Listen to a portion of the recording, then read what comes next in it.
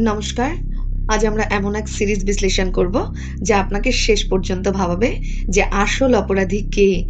যেখানে প্রত্যেকটা চরিত্রই কিছু না কিছু সত্য নিজের মনের ভেতরে লুকিয়ে রাখে, যা সিরিজটিকে আরো এনগেজিং করে তোলে।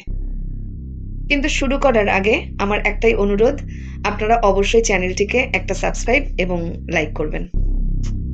তো চলুন শুরু করা যাক।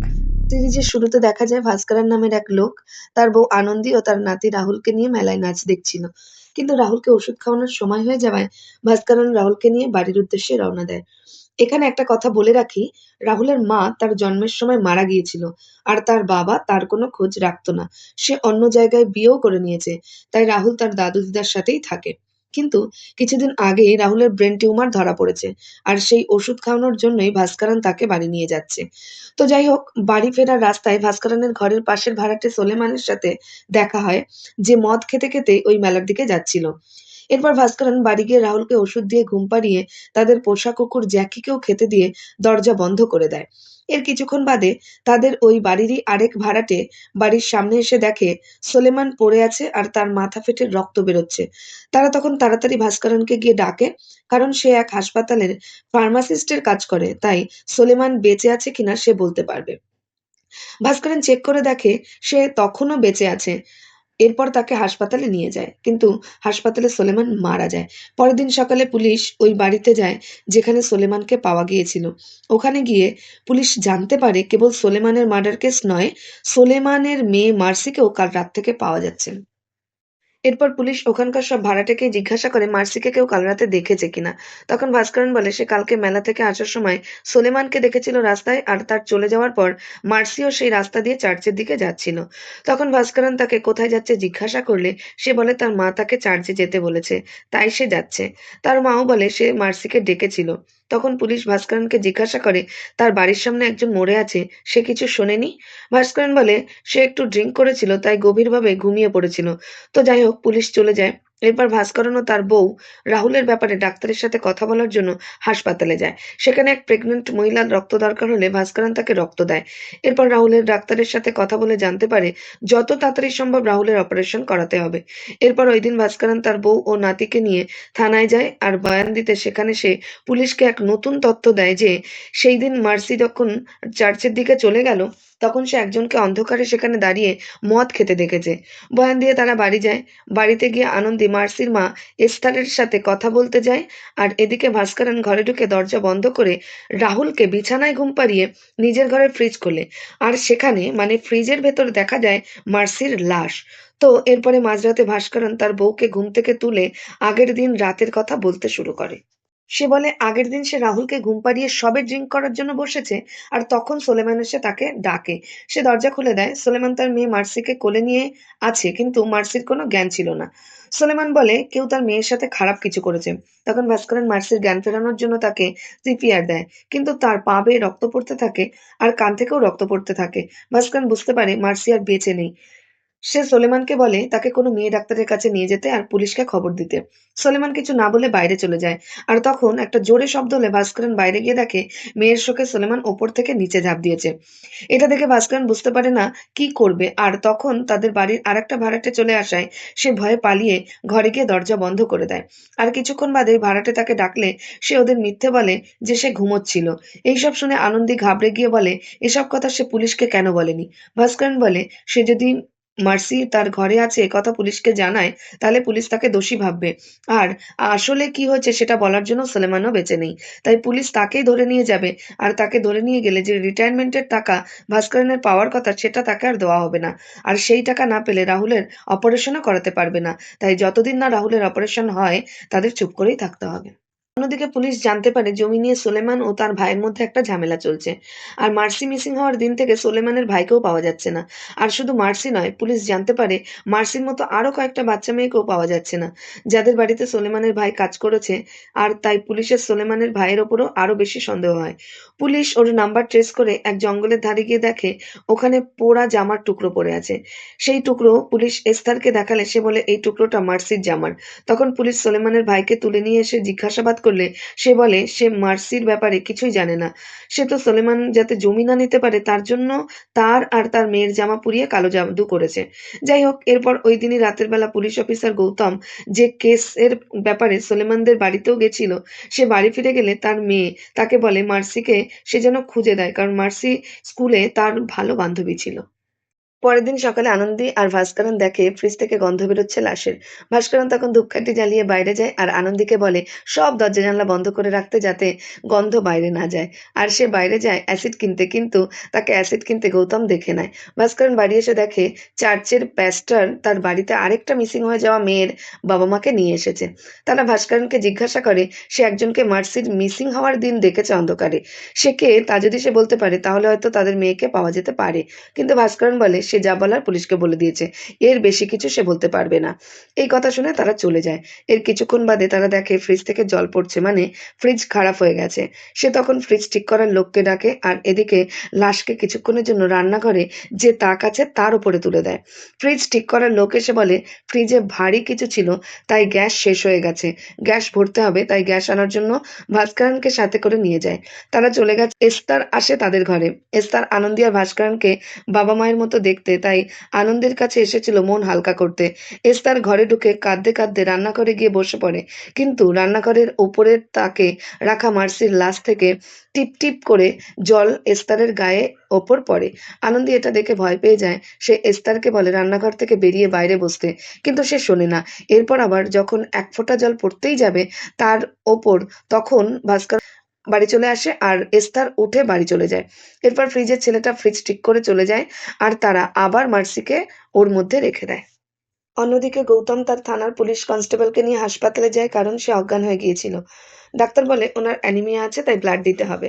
গৌতম তখন হাসপাতালের ব্লাড ব্যাংকে গিয়ে রেজিস্টার খাতা দেখে একজনকে কল করে আর সেই খাতাতেই দেখতে পায় যেদিন মার্সি মিসিং হয়েছে তার পরের দিন ভাস্করন একজনকে ব্লাড দিয়েছে। তখন গৌতম নার্সকে জিজ্ঞাসা করে ড্রিঙ্ক করার কত সময় বাদে একজন ব্লাড ডোনেট করতে পারবে। নার্স বলে 48 ঘন্টা।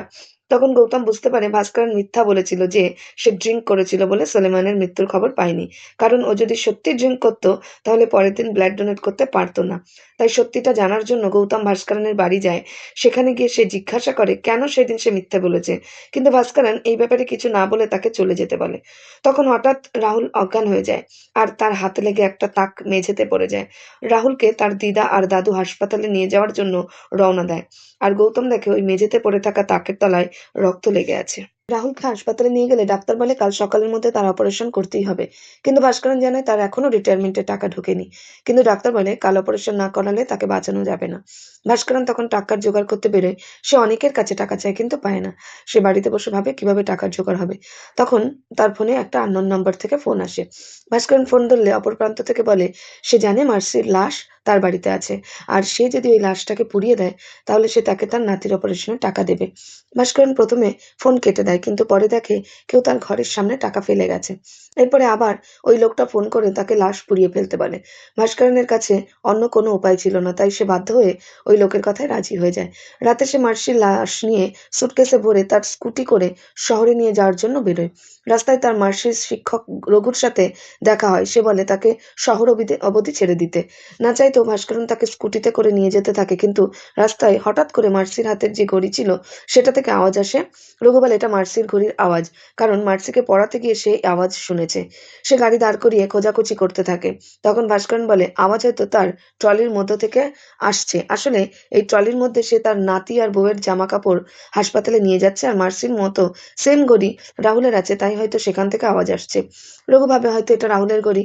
এরপর ভাস্করন রঘুকে নামিয়ে দেয় আর সেখান থেকে চলে যায়, কিন্তু তাকে গৌতম রাস্তায় দেখে নেয় আর সে সেই সুযোগে ভাস্করনের বাড়ি গিয়ে ওই ব্লাড কালেক্ট করে আনে। আর তার মেয়ে যে মার্সির বন্ধু, তার কাছে মার্সির চিবানো একটা পেন্সিল ছিল, সেটা ফরেন্সিকের কাছে দেয় এটা জানার জন্য যে ওই ব্লাডটা মার্সির কিনা। এদিকে ভাস্করন একটা ৪ চাকা গাড়ি ভাড়া করে লাশকে ওই লোকের বলা জায়গায় নিয়ে গিয়ে পুড়িয়ে দেয়। আর এটা লোকটাকে ভিডিও কলেও দেখায়, কিন্তু ওই লোক নিজের মুখ ঢেকে রাখে। এরপর বাড়ি এসে ভাস্করন দেখে তার বাড়িতে টাকা পৌঁছে গেছে। সে ওই টাকা দিয়ে রাহুলের অপারেশন করায়। পরের দিন সকালে একজন লোক ওই বাগানে গিয়ে একটা মাথার খুলি ছায়ের মধ্যে পড়ে থাকতে দেখে।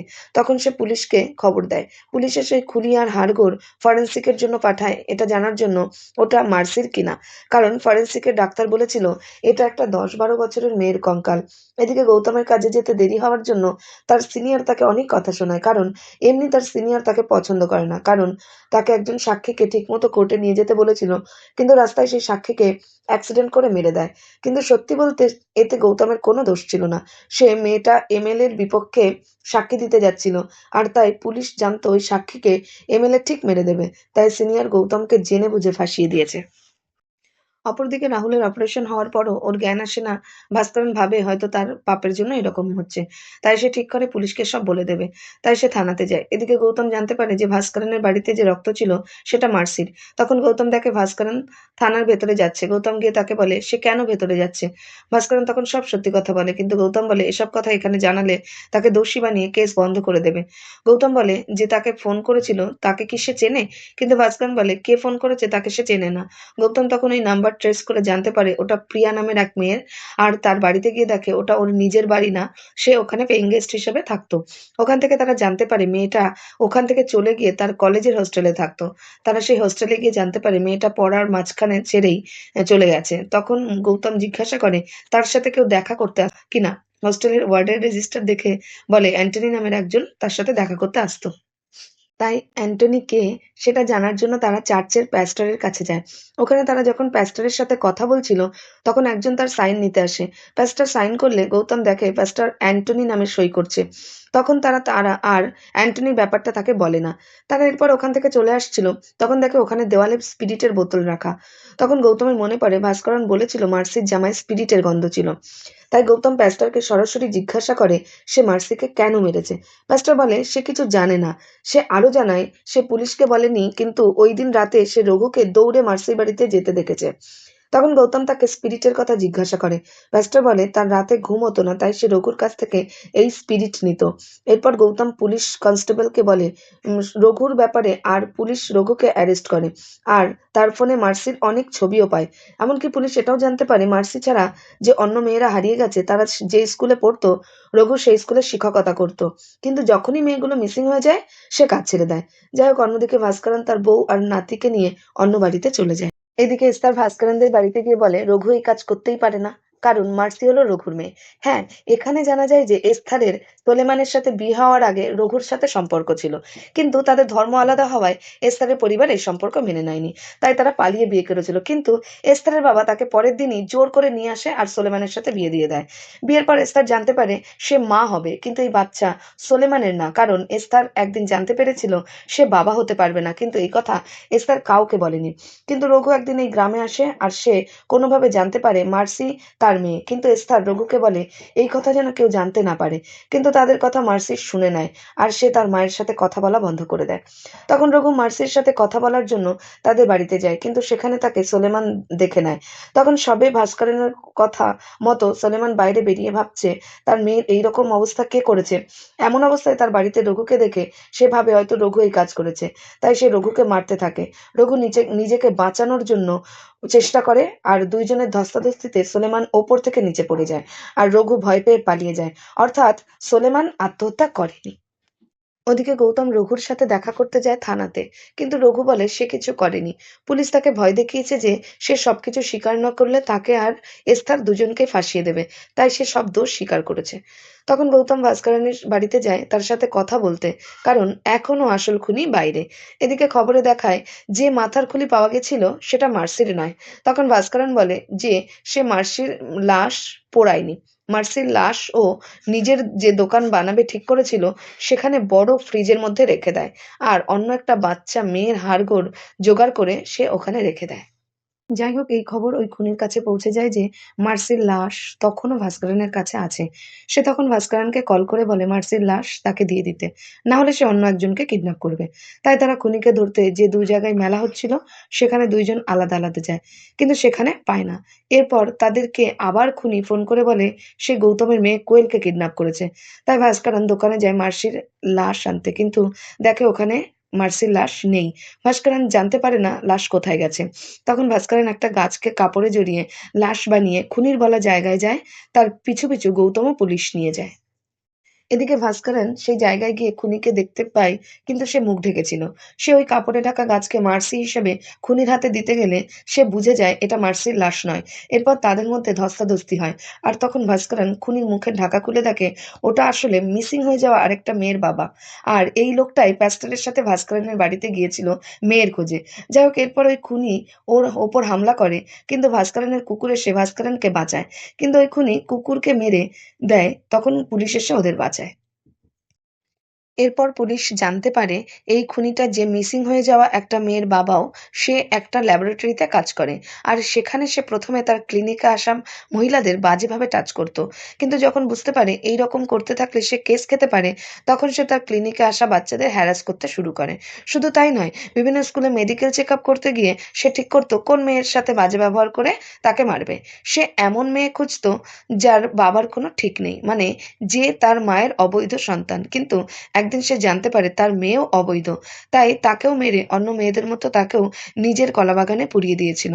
একদিন সে জানতে পারে মার্সিও অবৈধ, তাই তাকেও মেরে ফেলে।